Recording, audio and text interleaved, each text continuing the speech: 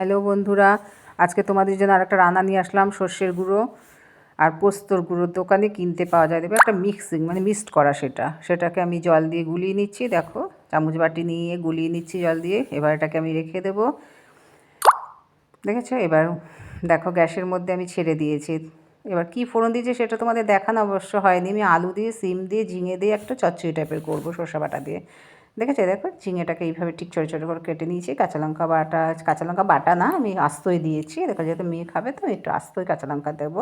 ঝাল ঝাল খুব একটা করবো না। দেখো, কড়াইতে তেল দিয়ে, আমি ফোড়নটার ভিডিওটা করা হয়নি, তা কড়াইতে তেল দিয়ে একটু কালো জিরা ফোড়ন দিচ্ছি, আর কিচ্ছু না, শুধু কালো জিরা। তারপরে প্রথমে আলুটা, সিমটা ছেড়ে দেবে, কারণ ওটা একটু ভেজে নিলে কী হবে, মানে সিমটা একটু তাড়াতাড়ি সেদ্ধ হয় না, একটু দেরি হয় সেদ্ধ হতে।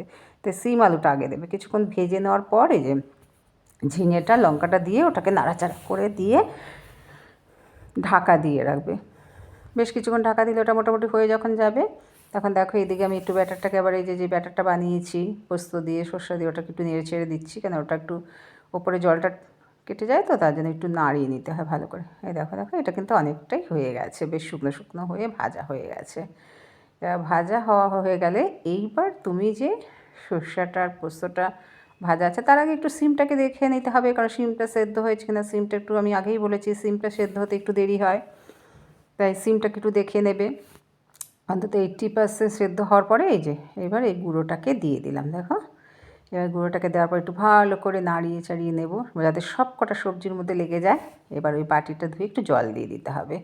বেশি জল কিন্তু দেবে না তোমরা, কেন এই তরকারিটা কিন্তু একটু শুকনো শুকনো হবে। এটা ঝোল হলে খুব একটা ভালো লাগবে না খেতে। শুকনো হলে ওটা রুটি দিয়েও খুব ভালো লাগে। আর সবচেয়ে ভালো কথা যে একটা ডাল করে নেবে, ডাল দিয়ে মেখে এই সবজিটা দিয়ে খেতে ভাত দুর্দান্ত লাগে, মানে খুব ভালো লাগে। আমারও তো ভীষণ ভালো লাগে। তোমরা একবার ট্রাই করে দেখতে পারো। আর নুন মিষ্টিটা তোমাদের মতন করে দেবে। আমি কিন্তু চিনি দিই না সবজিতে, কারণ আমাদের বাড়িতে সবারই একটু মিষ্টি মিষ্টি শরীর তো, তাই জন্য আর কি চিনিটা আমরা দিই না, চিনি ছাড়াই আমরা করি। তোমরা একটু চিনি দিয়ে নেবে, তবে আরও টেস্ট হবে ভালো। এই দেখো, এবার ওইটাকে ঢেকে দিয়েছিলাম কিছুক্ষণ। এইবার ঢাকনাটা খুলে দেখি কী অবস্থা আছে বলো। এই দেখো, দেখেছো, অনেকটা হয়ে গেছে, কিন্তু নামানো যাবে না কিন্তু, কারণ জল কিন্তু এখনও আছে হালকা। জলটাকে কিন্তু পুরো শুকিয়ে নিতে হবে। তার জন্য কী করতে হবে তোমাদের, আর কিন্তু ঢাকনা দেওয়া যাবে না।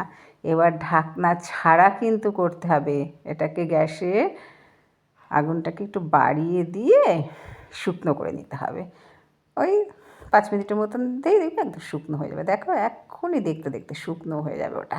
একদম দেবে কড়ার গায়ে লেগে গেছে, দেখো, একদম কড়ার গায়ে লেগে গেছে। দেখেছো কি দুর্দান্ত খেতে হয়েছে, হবে না? দেখেই লোভ লাগছে বলো, জিভ দিয়ে টপ টপ করে পড়ছে না তোমাদের?